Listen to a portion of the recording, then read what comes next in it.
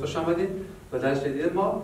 در درس گذشته ما صفحه 10 phrasal verb گرامر را خواندیم و امروز ما قرار است خود تکست را بخوانیم.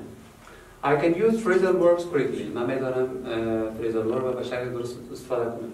Read the text and explain the questions in the title. گفته تکست را بخوانید و سوالات در تایتل تا بیان کنید. Then sum up the answer the text gives. و بعد از جمع کنید چی کنید؟ جواباتی که در تکست بر شما داده. What makes you? Why do some people back down when forced with their threat? چرا بعضی افراد چی میشن؟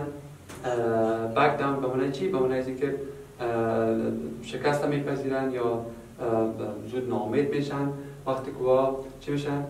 faced with a threat. While others stand up and وقتی دیگرها چی میشه؟ در مقابل از ایستادگی میکنه. When give a difficulty task وقتی که یک کار مشکل برشان بدی why do some people see it through while others give it up. چرا بعضی کسا چه هستن که see through یعنی او را آسان میبینه و بعضی کسا از کار منصرف میشن. It all comes down to personality. این کلش چه هست با یک شخصیت تعلق داره.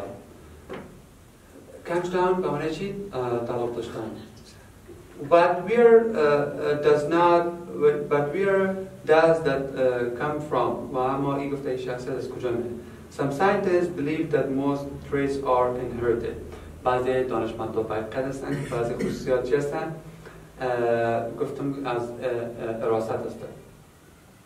Other take the opposite view. بعضی کسا نظرات مختلف داره. Personality they say. آنها میگن شخصیت است. Is formed by our environment. که توسط محیط ما شکل پیدا میکنه. And parents do not pass it on their children. و والدین او را بر اطفالشان انتقال نمیدن. The truth is probably somewhere in between. مگر حقیقتی در بین ازیا موجود است. Some traits are background. If you grow in Sweden, you will probably speak Swedish. مگر بعضی خصوصیات که است نظر به همو چه است background است یا همو محوطه است که اگر شما میگه به عنوان مثال در سویدن میگه کلان شوید شما میگه به شکل قطعی میگه شما میتونید زبان سویدش را صحبت کنید.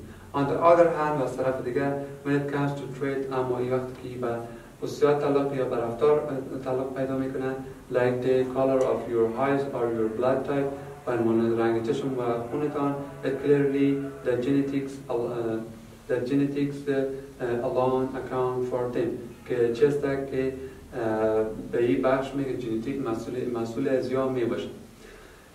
There are also traits which are partly inherited but partly shifted by the environment. که میگه همچنان میگه بعضی از خصوصیات هست که به شکل جداگانه و غیر جداگانه چیست انحراف پیدا میکنه. یعنی چیست؟ از یک نسل به نسل دیگه انحراف پیدا میکنه. Shaped by environment که همین بعضی انحرافات ها هست یعنی چی؟ و شکل میگیره توسط محیط زیست. Your weight and even your height and skin color are examples. که نمونهش چیست که وزن جلوتان و قدتان چیست این یک تاثیر مستقیم به محیط زیست داره. Of course, genetics and environment together are not the full picture. اما میگه البته که میگه چیست ژنتیک و محیط زیست میگه تمام منبع نیست و تمام اصل کار نیست. Your free will, your ability to take decision تصمیم شما که توانایی شما که تصمیم میگیرید is also factor in shaping our identity. همچنان چی هست؟ عامل ازی است که فاکتور چی رو میگه؟ عامل ازی است که ما تصمیمات خود شکل بدیم. But how big a factor you will have to make your own mind update that. میگه اما چقدر میگه امی فاکتور یا عامل بزرگی است که شما میگه بتونید چی کنید؟ امو ذهنتون رو چی کنید؟ اپدیت کنید یا فرش بسازید. در بخش پایانش چی گفته؟ read the learned box below and match 1 up to 2 and or 3 examples A up to H with each type of phrasal verb. گفته بخش learned box رو بخوانید و همین چی کنید؟ مقایسه کنید 1 2 و 3 را example های 1 2 3 را با A up to H با مو هر تا phrasal verb که هستند.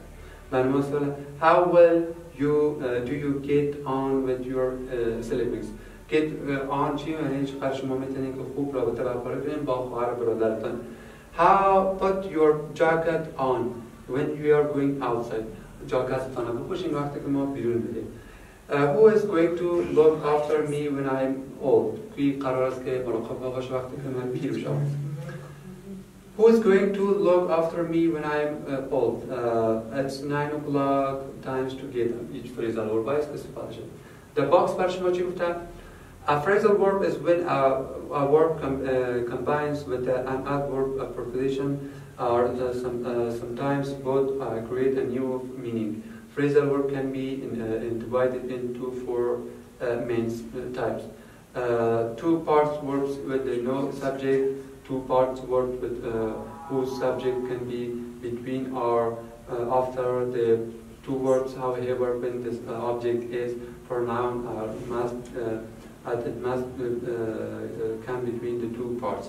و phrasal verb شما گفتیم که شما phrasal verb combination و adverb و preposition است که 4 شکلش است که در بخش اولش گفته 2 parts verbs with no object. 2 بخش verb که کدام object نداشته باشه. مثلا چی هست؟ sit down. این نمونه از گفتم میتونیم کدام object نداره.